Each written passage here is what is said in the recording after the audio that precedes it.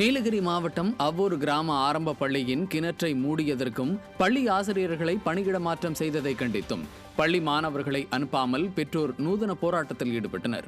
38 மாணவர்கள் பயிலும் அவ்வூர் ஆரம்ப பள்ளியில் தண்ணீர் வசதி இல்லாமல் இருந்ததால் பெற்றோர் ஆசிரியர் கழகம் இணைந்து CSR நிதி மூலம் கிணறு தோண்டி பயன்படுத்தப்பட்டு வந்தது. இந்த நிலையில் தனிநபர் அளித்த புகாரில் விசாரணையின்றி கிணறு தோண்டியது தொடர்பாக 2 ஆசிரியர்கள் பணியிட மாற்றம் செய்யப்பட்டதோடு கிணறும் மூடப்பட்டது. இதனை கண்டித்து அவ்வூர் கிராம பெற்றோர் பள்ளிக்கு மாணவர்களை அனுப்பாமல் நூதன போராட்டத்தில் ஈடுபட்டனர். இதனால் மாணவர்களுக்காக சமைத்த உணவு காலையில் வீணாகி போனதோடு மதிய உணவை சத்துணவு பணியாளர்கள் சமைக்காமலும் இருந்தனர். ஸ்டாலின் அரசு மாவட்ட நிர்வாகம் இதுகுறித்து உரிய நடவடிக்கை எடுக்க வேண்டும் என கோரிக்கை எழுந்துள்ளது.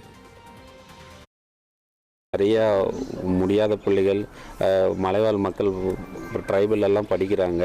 ஆனால் அவங்களுக்கு தண்ணி இல்லாதனால நாங்கள் கஷ்டப்பட்டு அங்கங்கே நிதி திரட்டி இன்றைக்கி வெட்டப்பட்ட கிணறை ஏதேதோ காரணங்கள் சொல்கிறாங்க.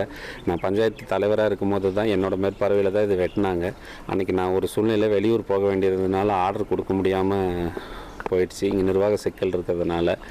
ஆனால் பார்த்தீங்கன்னா எந்த விசாரணையும் இல்லாமல் இன்றைக்கி அவங்களே தன்னிச்சையாக செயல்பட்டு இந்த கிணறை மூடினது ரொம்ப வேதனையாக இருக்குது.